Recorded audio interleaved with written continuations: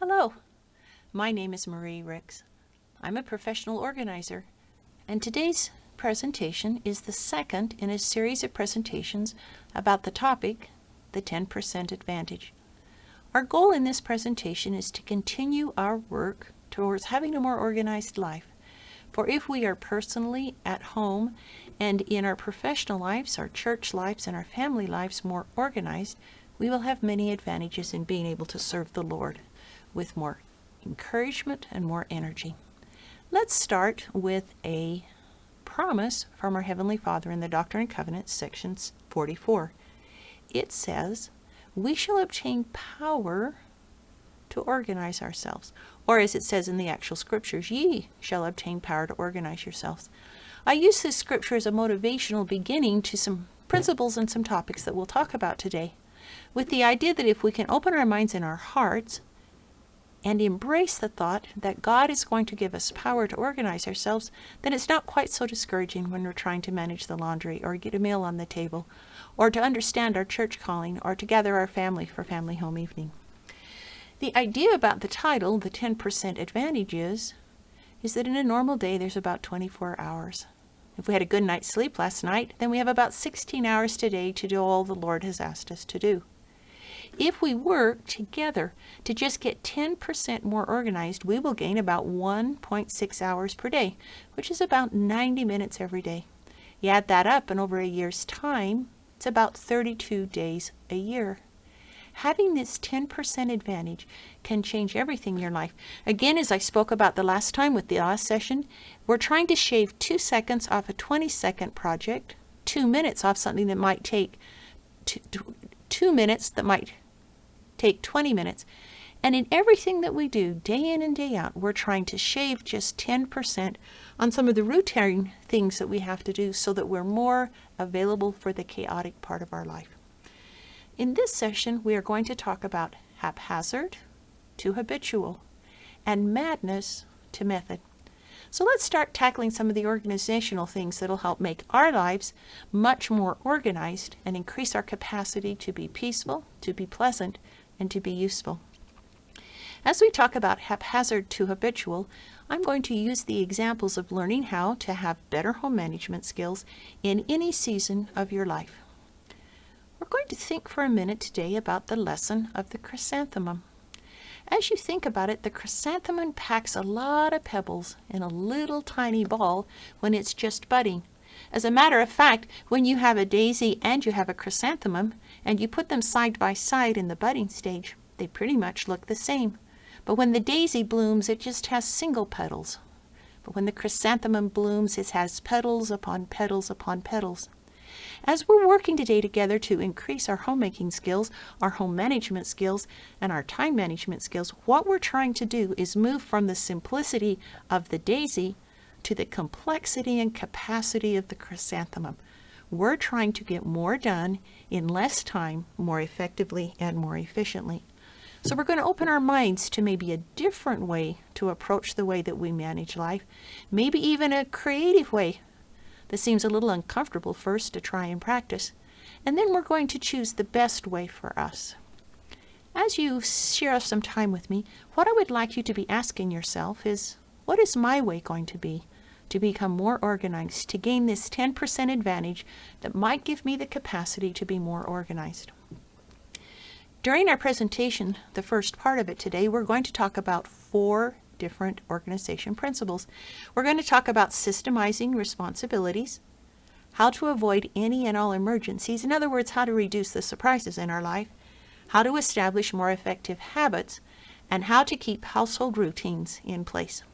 So let's talk a little bit about systemizing our responsibility. The first thing we must always do as we think about housework is we need to have a plan. What we're trying to do is to create methods, using tools, using systems, and using routines that standardizes the way that we approach the things that we're doing in our housework. For instance, we may decide that every Tuesday we're going to tackle bathrooms, and that on Wednesday we clean the kitchen, and that on Monday, Wednesday, and Friday we'll tackle laundry. What we're doing is we're doing a plan that we can rely on so that we can move these responsibilities to the background of our life. We want to reduce being moody about being organized, and instead move from this haphazard, who knows when, who knows how, who knows what will happen, to something that's habitual. We want to do the same thing with yard work. We want to have the environment around our homes, our apartments, our abodes to be pleasant and comely. And that means that the grass is going to grow and it needs to be cut. The weeds are going to come and they need to be tackled. And it's much better not to do it by mood, but to have a habit in place. So Saturday morning is the day that we cut the lawn. On Wednesday afternoon, after I get home from school, is when I tackle the dandelions. We have a habitual way of facing, tackling, and completing these responsibilities. We also want to think about how to handle paperwork. Paperwork is basically coming into our life every single day through the mail. We get paperwork through our children's homework that comes home. Sometimes we get paperwork because we get handouts because we go to various presentations or attend a church event. We need to know what to do so that those particular pieces of paper have a place to go, have a place to stay, and have a place to call their permanent home. I also encourage you to regularly and diligently maintain the tools that you own. Every so many thousand miles, your car needs new oil, and it's much better to get it changed while the oil is clear, thus making your car last longer, than when it gets dirty and black and gets low. Maintenance in the home, whether it is a drippy faucet or a tear in your skirt or the hem of your pants, remember that a tear mended is a piece of clothing that's going to last a very, very long time. One of the pleasant surprises that you will have as you maintain the things that you own is you will be surprised that you will be blessed with the opportunity to own these things much longer than you thought. And someday you may even find that you're using something that you remember mending many years ago.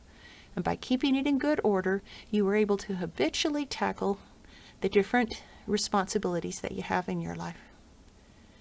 I also encourage you that as soon as something needs to be repaired, that it go on your to-do list and have a very high priority. Remember that a drip in a sink could become a gush, and a flooded bathroom. And the little piece of carpet that is starting to pull out can become a whole seam down the middle of your room because the carpet started to thread. Repairing is moving things from haphazard to habitual.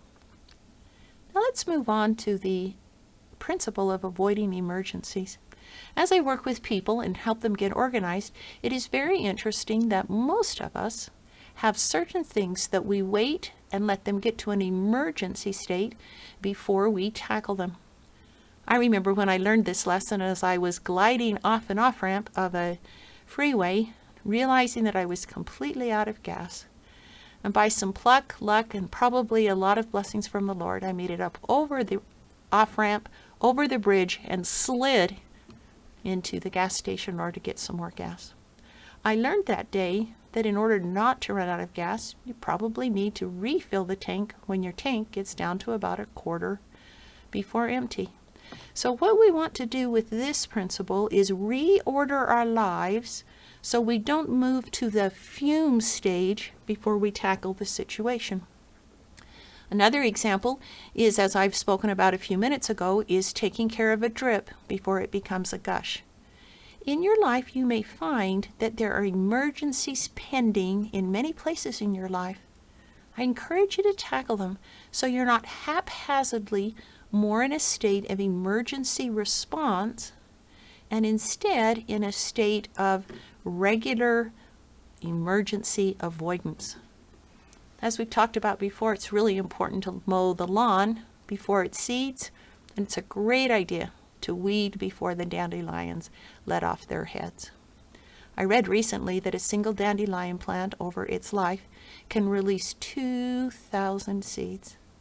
And so by moving from haphazard to habitual, taking care of the things that need taking care of in our life, we can reduce that single dandelion from becoming 2,000 dandelions and us just wanting to up and move and be done with the whole kit and caboodle.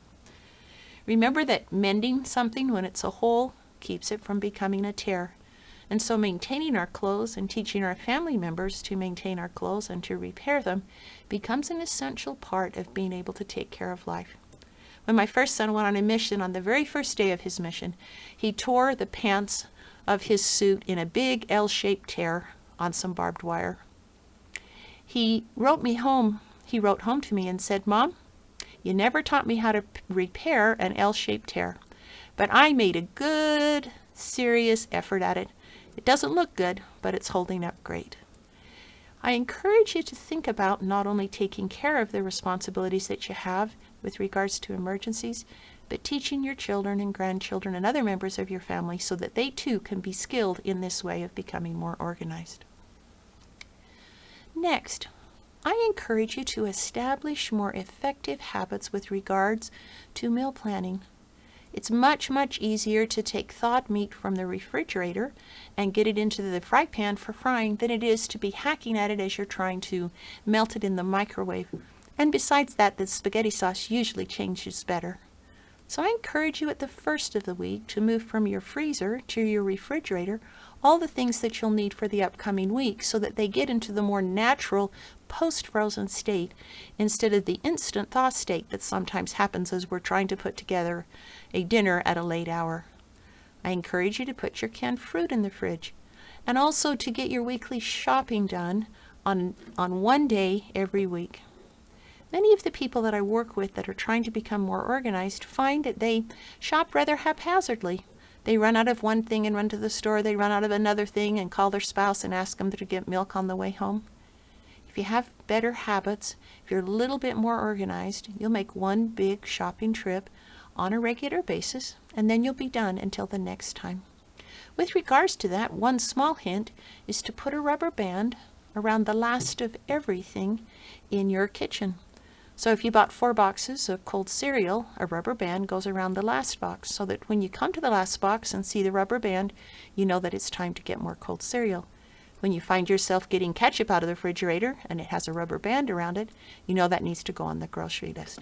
These are small things that we do to move from haphazard living to more habitual living. The last thing I'd like to encourage you to do is to habitually tackle your church callings. Specifically, we have been most recently encouraged to be very caring in our ministering. But if we habitually decide that we're going to take care of our ministering contacts on the first week of the month, for instance, we will find that the spontaneous efforts we need to make to minister will also take place because we have stopped being haphazard about our approach to this particular challenge and need in our stewardships to something that's more habitual. And lastly, I encourage you to, instead of haphazardly attending to your temple and family history responsibilities, to make this a part of your weekly schedule, usually on Sunday for planning and on the weekday for implementing. And my own personal experience has been, it's best not to tell too many people you're going to the temple because it increases the likelihood that you'll actually get there. So with regards to this principle, instead of doing things haphazardly as they come up, as the emergencies move from important to urgent, as is spoken about in other literature, what we want to do is tackle things habitually so that we keep our eyes on them and we keep our life much more organized. Another thing I'd encourage you to do is to decide how to habitually take care of your daily routines. For instance, I would like to suggest that there are 5 things that you can do that greatly improve your capacity as a person to function. These personal daily routines are essential if you want to be an organized person. We've spoken about them in the previous session, but I'll reiterate them again. Exercise is absolutely essential for the whole-hearted living, for abundant living. Then some scripture study, come follow me, a prayer, and some journaling. And then I encourage you to become as attractive as you can so that as you are surrounded by those that you love, or you move into the business world, or you go to teach, or wherever your day may take you, you're a representative of Jesus Christ in a way that is comely and put together and attractive. In the same way, I encourage you to consider your weekly routines. Our bodies get really used to the Sabbath day because it's a day of rest, a day of difference, a day of worship. And I'd like to encourage you to consider, are my daily routines habitual And can my family, my spouse, and even myself depend upon myself to keep to those routines so that I am always in a place where I'm stretching upward, stretching for growth, and stretching to become more organized? I encourage you to think about your monthly routines. For instance, on the first Sunday of the month, is there a note on your calendar to remind you to fast? And are there other reminders to remind you to do things that are your responsibilities on a monthly basis? One thing that I found that's been really, really helpful is when I was raising my family, I discovered that there were some things that I was always feeling guilty about. Family history work, temple work, feeling rather guilty about my capacity to serve. I really wasn't focusing on home and family storage. And so I decided that my monthly routines would involve these particular needs, and that once a month on Sundays I would approach food and home storage on one Sunday, service on another Sunday, family history work on another Sunday, and so on. What this did was it allowed me to habitually be the best member of the church, to be the best attentive parent that I could be, and it also improved my capacity to be a spouse. There are some things that we do on a yearly basis that we need to plan for. Sometimes we need to start taking care of Christmas when it turns to be July. And sometimes we need to think about Thanksgiving long before November comes. I encourage you at the beginning of each year, in the month of January, usually 2 weeks after Christmas, when things have settled down a little bit, to make yourself a whole year map of what you can expect is going to happen during the year. And to map out when school starts and stops, when there are different holidays, when there are different birthdays, so that you get a feel for what you're going to need to do to be prepared for the year ahead. So, at the beginning of the next year, I encourage you to get out a big wall calendar with all the months listed and kind of get a feel for what your daily, weekly, monthly, and yearly routines need to look like so that that haphazardness of your life can be reduced and the habitual nature of your organization can be improved. Now for a minute, let's talk about madness to method. This is a different sort of category where we're trying to keep our life under control, our paperwork filed, and all the contact information in our life retrievable. So this is just a little bit different direction. What we're trying to do is to move from madness to method in some parts of our life that we often leave to just kind of a casual approach. We're going to, in this section of the presentation, talk about 5 different things that are useful. We're going to see if we can use our tools more effectively, if we can create systems that will work for us so that we know how in our family or in our personal life we do things. We're going to establish and reinforce those reliable routines that we've been talking about. We're going to try conquering and approaching the discomfort of learning new skills. And then we're going to practice until we're really proficient at doing things better. As you look at the tools in your home, I'm going to encourage you to discard all the freeloaders. You'll notice in my graphic here I have lots of different wooden spoons. It's a good example of the freeloaders that sometimes hang around in our kitchen. We often have more than one wooden spoon. There's usually one that's split, one that's too small, one that doesn't stir very well, one that has a broken handle. And what we want to do is we want to rid ourselves of those things that do not work, that are our tools. In the previous presentation, we talked about getting rid of half, and this rule still really applies when we're in our kitchens, in our garages, in our bathrooms, or anywhere else where we may keep tools. We want to keep the friends. Those are those tools in our lives that we use all the time and that we really like. Sometimes we will find that we need to even multiply the tools.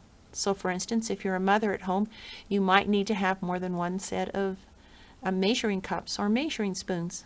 And if you're the man of the house in your garage, you may find that you need to have a set of screwdrivers in one part of your garage and another set of screwdrivers in the kitchen drawer so that you can help around with items that need those kinds of tools in the house. I encourage you to have consistent tool homes. Brigham Young once said that it was very important that all our tools had homes and that they had their places. His goal, he said, was to be able to walk around his house at night in the dark and find everything he needed because it was in its home. Second, after you have chosen and gathered your good, best tools, I encourage you to have a system. Almost everything we do has a system. If you and I were meeting together, I'd have you put up your hand with an imaginary toothbrush in it, then I'd ask you to brush your teeth. And you would find that you have a system for brushing your teeth. I'm right-handed when I brush my teeth, and I start on the left hand of my mouth, doing my upper teeth, etc., and then going to my lower teeth. That is a system. It is a logical order that you have discovered works well for you in brushing your teeth. Almost every other project and activity that we have in our lives has a system that we can improve upon. And what tends to happen when we marry or we have roommates or we are living with a brother or sister in a room is that we have differing systems that we need to integrate so that we have a system that works for us as a couple or as siblings or as roommates. We need to choose, remember how we talked about the chrysanthemum, not just a different way, a creative way, or a best way, but a way that we will work with as a family, as roommates, or as a single person. Then, as we implement this system that seems to work best, we start slow and we gain speed. Where I live, there's a tortoise in the backyard. He is really good and has his systems down well. He starts at the same place every morning and works his way around the yard to eat, to drink, and to visit the various locations looking for bugs and treats. He has that system and he's consistent at using it. If we take certain things that are done regularly in our home and we create systems that really work, everybody gets on board, everybody knows when we're finished, and everybody's comfortable with the system, and in practicing it gets faster and faster. A good example of this is getting family dishes done after dinner at night. If you create a system where each member of your family puts something from the table away, puts their dishes in the sink, rinses them off, and puts them in the dishwasher, that's a kind of system. And then if there are certain people that sweep the floor under the table, wipe the table down, and wipe the counters down, well, you're still having a system of getting things done in a logical order so we can come to a nice, friendly, finished meal. I encourage you that all members of the family, or roommates, or a coupleship, cooperate to find the system that works best in the situation that you have.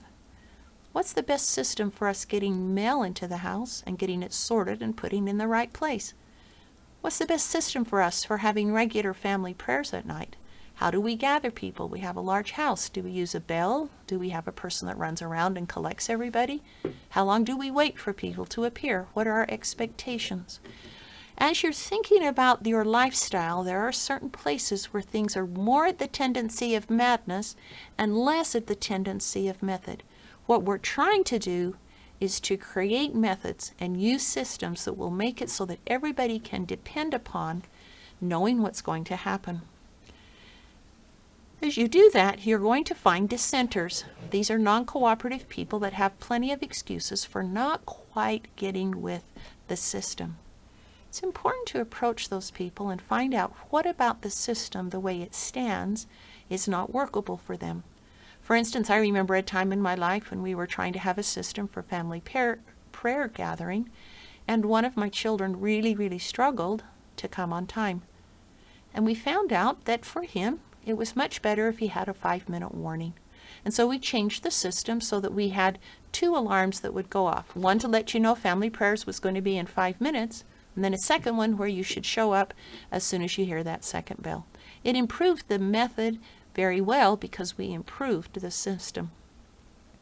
Another thing that we want to talk about is we want to have reliable routines that we can rely on. So there are certain times each day when our body can plan that we're going to get food in it. That there are certain days of the week when people can plan that we might be available. For many families, for instance, Sunday afternoon is a time to gather and be together with extended families. That becomes a dependable method, a reliable routine that people can plan on. So many times we have some things in our life that are functioning really good, very strongly over here in good methods with strong routines. There are other things that are a little bit more at the madness end. When we work on that madness end and move it towards the method, we improve our capacity to have this organization. Sometimes there are certain weeks of the year when we need to be able to plan on routines falling in place. For instance, just before school starts, we plan that we would get a father's blessing or a priesthood blessing. We would plan that the couple of days before Thanksgiving, the house is going to start to smell of pies and rolls and all the other good things that we prepare. So as we move from madness to method, what we're attempting to do is to calm down and systemize our routines. That creates the capacity to be steady and creates a foundational wholeness and safety to manage all the chaos that is always running around our life just because we live and we have challenges. Even as I say these things, I encourage you to be open to new ideas. There is always a better way to build a mousetrap. There's always just a little bit of a way to refine your routines so that they can both be reliable and maybe become even more interesting. As part of this process in this particular session, I encourage you to conquer new skills. I remember when I was learning to cook, and I was not a very good cook, and I realized that part of the capacity was that I did not know how to cook well, and that there were certain skills I lacked. Of course, I had some tools to improve because I didn't have a sharp knife and I didn't have a cutting board. But one time I wanted to learn how to cut an onion faster and better because onions were a large part of our diet as we combined it with ground meat and made up various dishes. And so I worked on improving the skill of being able to get an onion into the meat to get cooking without me bawling, without a lot of tears running down my face, and without a lot of mess and smell in my kitchen. Doing these kinds of practice sessions where you become better at it, and sometimes even having some competition with regards to time, helps everyone in the family to improve their capacity and their skills. It helps really a lot, especially if you have a child or an adult or an adolescent in your home that really is struggling with the fact that they have to contribute. You time them and see how much it takes to have a cooking countdown to get a meal on the table. Another place to really work on having a method and removing the madness is your laundry dance. One of the sad things about laundry is it's never really going to get done, but it can be done for today. And so we look for ways not only to get our laundry tackled, but to get our laundry finished. Many times when I work with people, I find that they have a little bit of madness in their laundry. Sometimes they get the laundry washed. Sometimes they get their laundry dried. Many times they get their laundry washed and dried and on the couch, and then it moves from the couch to the recliner and from the recliner to the floor, and then we have to start all over. What we want to do with the laundry dance is to work towards the skill of get the laundry done, folded, and put away while the laundry is still warm. The idea here is that we're coming to a finish, that we're working on the skills so that we are able and capable by practice and by expanding our capacity, being able to do things. The same goes for house cleaning. There are some things that I enjoy doing for house cleaning and some things that I don't enjoy doing. But I found, for instance, as I don't enjoy doing dusting, that getting a better dust mitt that was two-sided and having one on each hand made it so that I could dust almost 4 times faster than I could before. It was a new skill that I practiced so that it didn't become quite so heavy, so I didn't avoid it until there was dust everywhere, and I was able to move it into a method where with this new skill I could do a better job. Grocery shopping is another place where we want to move our skills from a place where there's madness to more method. Let's decide what canned beans our family likes and which spaghetti sauce we want to purchase and what kind of cereal we like, and habitually get those things on a regular basis so that we have the store more at home and less at the grocery store.